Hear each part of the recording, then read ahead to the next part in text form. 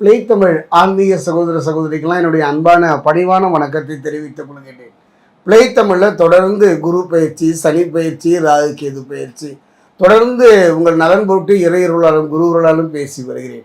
அந்த வகையில் பார்க்கும்போது குரு பயிற்சி நாம் சந்தித்தாலும் கூட குரு பகவானை பொறுத்த வரைக்கும் கொஞ்சம் விரைந்து குருவை ஒரு கிரகத்தை பொறுத்த வரைக்கும் பயிற்சி இருக்குது, அதிசாரம் இருக்கிறது, அதே நேரத்தில் வக்ரகதி அடைவார்கள், பின்னோக்கி நகர்ந்து பலனை தரக்கூடியவர்கள்.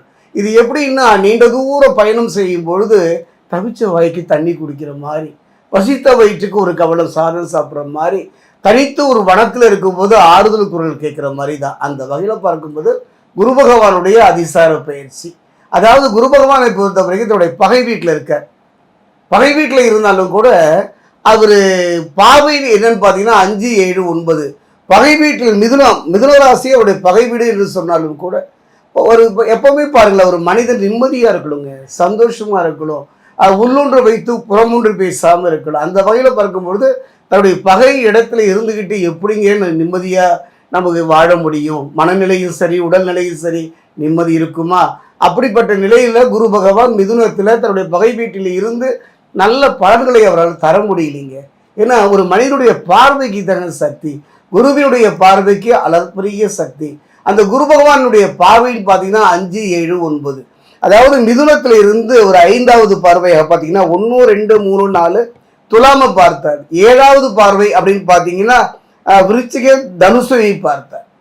அதே நேரத்தில் பார்த்தீங்கன்னா இந்த 9வது பார்வைன்னு எடுத்தீங்கன்னா 7, 8, 9 கும்பத்தை பார்த்தார். இப்போ அதிசாரமாக விரைந்து வருகின்றார். பாருங்களேன், ஐயோ நான் என்ன பண்ண போறேன், இது கலை நிற்பவர்களுக்கு ஆபத் பாந்தவா அநாதை ரட்சகா என்று உதவி செய்கின்ற ஒரு நிலை குரு பகவான். ஏங்க, ஒரு மனிதனுக்கு குரு மட்டும் சரியாக அமைந்து விட்டால் அவனை மாதிரி ஒரு சந்தோஷம் எதுவும் இல்லைங்க. எத்தனையோ கண்ணீரை செய்து கவலைப்படுறோம், யாருமே இல்லையே என்றெல்லாம் நினைக்கின்றோம் அல்லவா? அப்படிப்பட்ட நிலையில் இருப்பவர்களுக்கு குரு ஒருவர் தாங்க கை கொடுப்பார். பெரியவங்க சொல்லுவாங்க, தாயோடு சுவை போச்சு, தந்தையோடு துணை போச்சு, மனைவியோடு மானம் போச்சு, குருவோடு எல்லாம் போச்சு என்று ஏன் சொன்னார்கள்? அதனால தான் அந்த வகையில் பார்க்கும்போது குரு பகவான் அதிசாரமாகின்றார். கிட்டத்தட்ட பார்த்தீங்கன்னா ஒரு 48 நாட்களுக்கு அற்புதமான ஒரு வாய்ப்பு, அருமையான சந்தர்ப்பம்.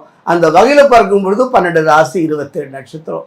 அந்த வகையில் பார்க்கும்பொழுது குரு பகவான் அதிசார பயிற்சியாக ஒவ்வொரு ராசிக்கும் எத்தகைய பலனை தரப்போறார் என்பதை இப்போ நம்ம சோழி பிரசனத்தில் நம்ம பார்க்க போகிறோம். அந்த வகையில் பார்க்கும் பொழுது தனுசு ராசியை பொறுத்த வரைக்கும் மூலம், பூராடம், உத்திராடம், 1ஆம் பாதம் இந்த குரு அதிசார பயிற்சி. குரு பகவானை பொறுத்த வரைக்கும் ஏற்கனவே பார்த்தீங்கன்னா மிதுன ராசியில் இருக்காருங்க. மிதுனம் என்பது குரு பகவானுக்கு பகை வீடு.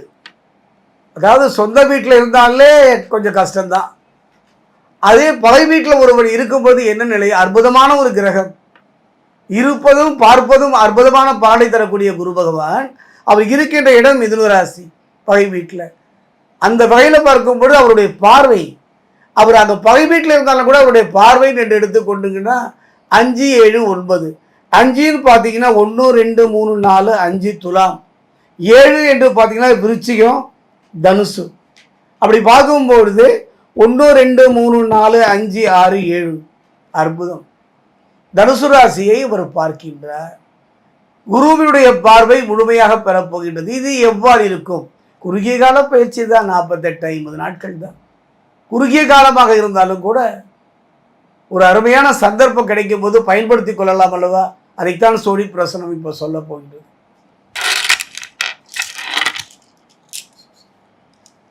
தனுசு ராசியில் இருக்கக்கூடிய மூலம், தனுசு ராசியில் இருக்கக்கூடிய பூராடம்,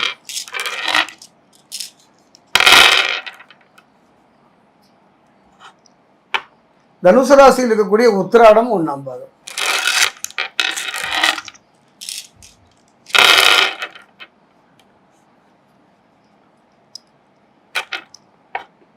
தனுசு ராசி ஆன்மீக சகோதர சகோதரிகளே, ஒரு கிரகத்தினுடைய பயிற்சியும் நிகழ்வும் முழுமையான அந்த ராசிக்கு பலனை தந்து விடாது. மற்ற கிரகனுடைய இருப்பை பார்க்க வேண்டும். அள்ளி கொடுப்பதில் தன் பார்வையின் மூலம் வல்லல் என்றே சொல்வேன். சுப கிரகம் அது மட்டும் கிடையாதுங்க. இவன் மட்டும் துணை இருந்து விட்டால், இவன் பார்வை மட்டும் கிடைத்து விட்டால் மண்ணும் பொன்னாகும். அதுதான் குரு. அந்த குரு பகவான் பார்த்தீங்கன்னா தன்னுடைய பகை வீட்டில் இருந்து கடகத்தை நோக்கி வருகின்றார், விரைவாக வருகின்றார். வந்ததுக்கு அப்புறமா அவர் பார்த்தீங்கன்னா கடக குருவாக இருந்து கொண்டு அக்டோபர் மாதம் 18/10/2025 அதிசாரம் திரும்பவும் டிசம்பர் 5ஆம் தேதி மிதுனத்துக்கே வந்து விடுகின்றார். இந்த இடைப்பட்ட காலம் அப்படியே கொடுத்துட்டு போயிடுறாரு. நீங்கள் என்னெல்லாம் வாழ்க்கையை எதிர்பார்த்தீங்க, தொழிலில் வாழ்க்கையில் அத்தனையும் நடைபெறுவதற்கான ஒரு அற்புதமான சந்தர்ப்பம். கடந்த காலத்தினுடைய வேதனைகளும் துன்பங்களும் துயரங்களும் ஏமாற்றங்களும் மாறி எதிர்காலத்தில் பயம் இல்லாமல் நிம்மதியாக வாழுவதற்கு ஒரு அருமையான சந்தர்ப்பத்தை இந்த காலகட்டத்தில் அமைத்து தருவார். காரணம் பார்த்தீங்கன்னா இதுதான் சோழி பிரசன்னம். சோழி பிரசன்னம் இப்படித்தான் சொல்லும். ஆகா ஓஹோ என்றெல்லாம் உங்கள் ஆசை வார்த்தைகளை அள்ளி தெளித்து விடாது. இப்படி இருந்து விட்டால் சிறப்பு, இருப்பதை இழந்து விடாமல் பார்த்து கொள்ள வேண்டும். அதுதான் என்னுடைய கருத்து. அந்த வகையில் பார்க்கும் பொழுது தனுசு ராசியை பொறுத்த வரைக்கும் வேலையே இல்லைங்க. சரி, நல்ல வேலை இருக்கு, அதில் நிம்மதி இல்லைங்க. ஏன்னா கடைசி வரைக்கும் இப்படி தான் வாழ்க்கையா என்ற கனவுகளோடு வாழ்கிற ஒரு வாழ்க்கை தான் இந்த வாழ்க்கை. நல்ல திருமணம் ஏன் இப்படி தள்ளிக்கிட்டே போகுது? நல்ல வாழ்க்கை ஏன் இப்படி நம்ம கை கிட்டாமல் போயிடுது? இளவு காத்த கிளியாகவே என் வாழ்வு அமைந்து விடுமா என்ற கலங்கிய நிலை மாறுகின்ற ஒரு அற்புதமான தருணம். அது காரணம் என்னன்னு பார்த்தீங்கன்னா இப்போ பார்த்தீங்கன்னா இந்த காலகட்டத்திலேயே இந்த சனி இந்த குருவினுடைய அதிசார பயிற்சி நடக்கிற காலகட்டத்தில் அந்த கர்மாவின் கர்த்தா என்று சொல்லக்கூடிய சனி பகவான், அதாவது சகாய சனியாக தான் பயிற்சியானால் கூட இப்போ அர்த்தாசிரம சனியாக இருக்கின்றார். அதுதான் காரணம்.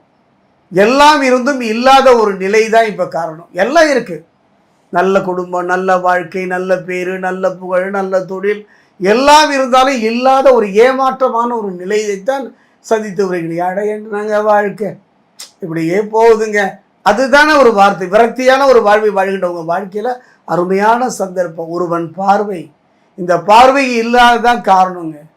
சனி பகவான் மீது குறையில்லை, அது கர்மாவனுடைய வெளிப்பாடு. அந்த வகையில் பார்க்கும்பொழுது அர்த்தாசிரம சனியாக இவர் இருந்தாலும் கூட பக்ர நிவர்த்தியாக போகின்றார். கவலைப்படாதீர்கள், திரும்பவும் அவர் சகாய சனியாக மாறப்போகின்றார். இந்த இடைப்பட்ட காலத்தில் சொன்னேன் அல்லவா, குருவினுடைய பார்வை 5, 7, 9, அதாவது அவருடைய பார்வை 1, 2, 3, 4, 5, 6, 7 தனுசுவின் மீது படுகின்றது.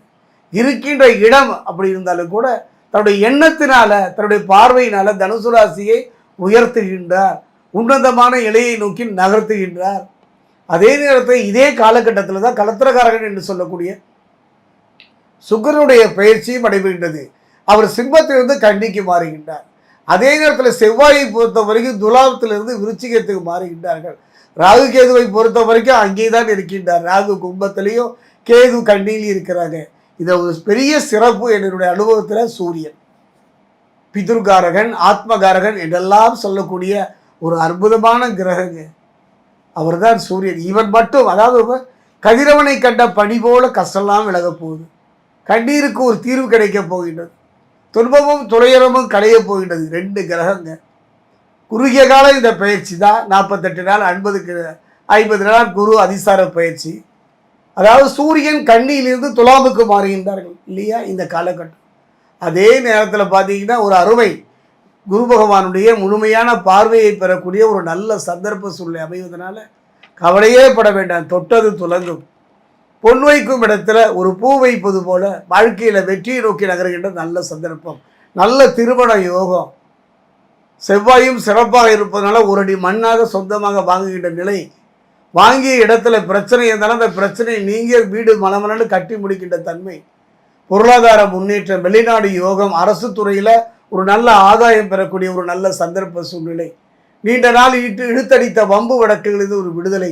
வாங்கிய கடனை அடைப்பதற்கான வழிமுறைகளையும் குரு பகவான் உங்களுக்கு அமைத்து தருகின்றார். இந்த ஒரு பார்வை உங்கள் வாழ்க்கையில் மிகப்பெரிய வெற்றியையும் தாக்கத்தையும் ஏற்படுத்தும். கவலைப்பட வேண்டாம். அதே நேரம் குருவின் அருளை பெறுவதற்கு தெய்வ பலம் வேண்டும்.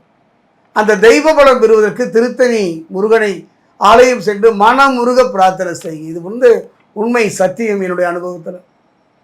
இந்த குருவின் பார்வை யாருக்கெல்லாம் கிடைச்சா மட்டும் போராதுங்க. அந்த குருவின் பார்வை நமக்கு அமைந்து விட்டால் அதை முழுமையாக தக்க வைத்துக் கொள்ள வேண்டும். காரணம் என்னன்னு பார்த்துட்டிங்கன்னா இப்போ அர்த்தாசிரம சனி தானே. அடுத்தது பார்த்தீங்கன்னா சகாய சனியாக வரப்போகின்றார். அப்போ கல்யாணம் பண்ணால் மட்டும் போராது. பொருளை சம்பாதிச்சா மட்டும் போராது, தொழிலை நடத்தினா மட்டும் போராது, நமக்கு பின் நம் வம்சமும் அது தொடர வேண்டும். பட்டம் பதவி வாங்கினா மட்டும் போராது, அதுக்கு எந்த கெடுபலனும் வராமல் பார்த்துக்கணும். திருத்தணி முருகன் ஆலயம் சென்று முருகனை வழிபடுவது சிறப்பு, ஒரு பாதுகாப்பு. அதே நேரம் பார்த்தீங்கன்னா சனி பகவானுடைய அருளையும் பெறணும். ஏன்னா இப்போ பின்னால் வரப்போகுதுங்க. இப்போ பசிக்குத, இப்போ கடன் வாங்கிட்ட கடன்காரன் துரத்துறானே, இப்போ துன்பமும் துயரமும் இருக்க, அப்போ இந்த காலகட்டம், இந்த சனி வக்ர காலகட்டத்தில் தனுசு ராசி அர்த்தாசிரம சரியாக இருப்பதனால திருத்தணி அருகே இருக்கக்கூடிய பாதசனீஸ்வரர் ஆலயம் சென்று அந்த சனி பகவானுக்கு அங்கு தரக்கூடிய நல்லெண்ணெயை கொண்டு உங்கள் கையினால் அபிஷேகம் பண்ணி பாருங்கள். அருமையான ஒரு வாய்ப்பு, அருமையான சந்தர்ப்பம். 3 பலமும் முழுமையாக பெறக்கூடிய ஒரு நல்ல சந்தர்ப்பம் இந்த 48 நாட்கள் இந்த குரு அதிசார பயிற்சியில் அமையும்.